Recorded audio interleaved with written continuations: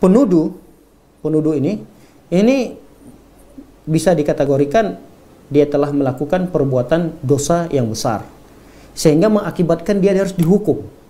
Jadi penuduh ini karena dia melakukan dosa besar, akibat dari perbuatan itu dia harus dihukum.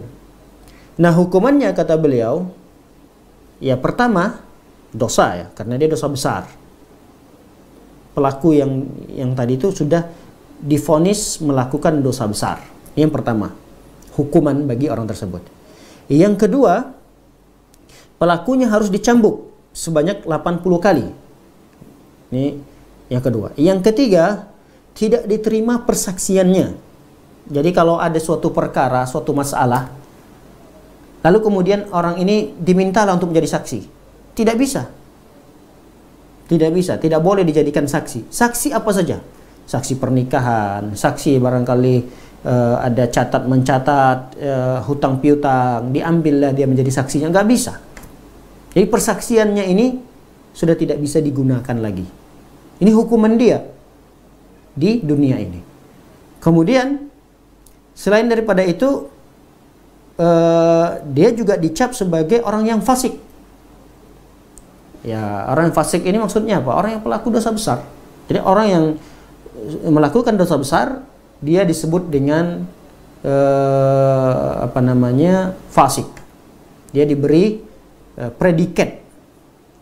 Orang yang melakukan dosa besar itu dicap, diberikan predikat sebagai orang yang fasik. Nah, ini adalah hukuman bagi mereka yang melakukan tuduhan kepada orang lain dengan tuduhan perzinahan. Terkait dengan apa yang mereka lakukan tadi, sehingga menyebabkan kesaksian mereka tidak diterima lagi, kemudian mereka dicap sebagai orang yang fasik. Nah, lalu kemudian dilanjutkan oleh Allah Subhanahu wa taala dalam ayat yang berikutnya. Karena memang ayat ini kita sudah baca tadi, tapi hanya potongannya. Dalam surah An-Nur ayat yang keempat, saya ingin menjelaskannya. Surah An-Nur ayat yang keempat, walladzina yarmuna al-muhsanat thumma lam yatubu bi arba'ati syuhada fajliduhum 80 jaldatan wa la taqbalu lahum syahadatan abada wa ulaika humul fasikun. Dilanjutkan ke ayat yang kelimanya, illal ladzina tabu min ba'di dzalika wa aslahu. Orang-orang yang melakukan tuduhan perzinahan kepada wanita yang muhsanat, kemudian mereka tidak mendatangkan 4 saksi, maka mereka harus dihukum, dicambuk sebanyak 80 kali cambukan. Kemudian wala taqbalu lahum syahadatan abada, persaksian mereka tidak boleh diterima. Wa ulaika humul fasikun, dan mereka masuk dalam golongan orang-orang yang fasik. Kata Allah, illal ladzina tabu min ba'di dzalika wa aslahu, kecuali mereka-mereka yang bertaubat. Kecuali mereka yang bertaubat setelah melakukan dosa tersebut, wa aslahu, dan memperbaiki diri. Nah, apakah pengecualian dalam ayat yang berikut ini? Maka ketika seorang itu bertaubat, lalu persaksiannya diterima, ada khilaf para ulama dalam masalah ini. Ada yang mengatakan persaksiannya tetap tidak diterima. Karena dalam ayat ini sangat jelas sekali, wala taqbalu lahum syahadatan abada.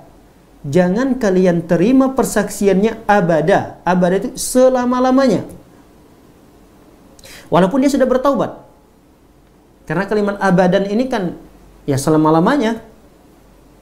Walaupun dia sudah bertobat dari dosa tuduhannya tadi, kemudian dia memperbaiki diri dengan beramal soleh, tapi tetap saja sebagian ulama mengatakan persaksiannya tetap tidak bisa diterima.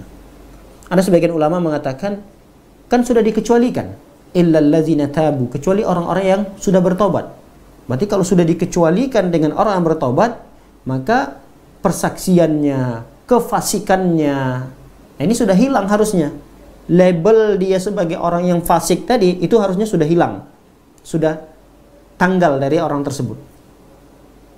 Begitu juga yang tadinya syahadatnya, persaksiannya tidak diterima karena dia sudah masuk dalam kategori orang yang bertobat, ya harusnya persyahadatannya harus diterima dong, karena kan dia sudah bertobat.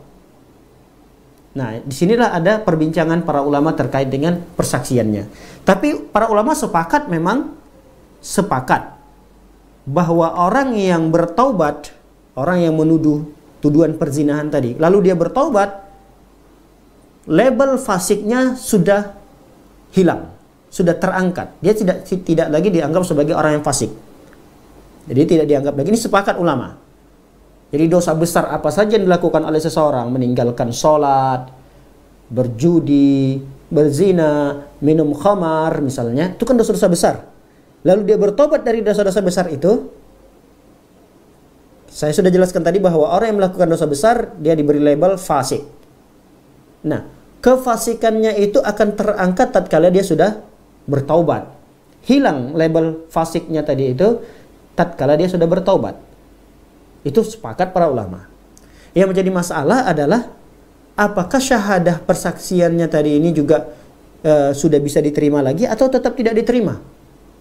Maka ada pendapat yang tengah-tengah dalam masalah ini. Ada yang mengatakan tidak diterima selama-lamanya, ada yang katakan karena sudah bertaubat harusnya diterima. Lalu Syekh Utsaimin rahimahullah taala memberikan solusi yang di tengah. Kata beliau, kembalikan kepada hakim. Kembalikan kepada pemerintah setempat. Kalau pemerintah setempat melihat bahwa orang ini boleh diterima kesaksiannya, silahkan, itu keputusan hakim.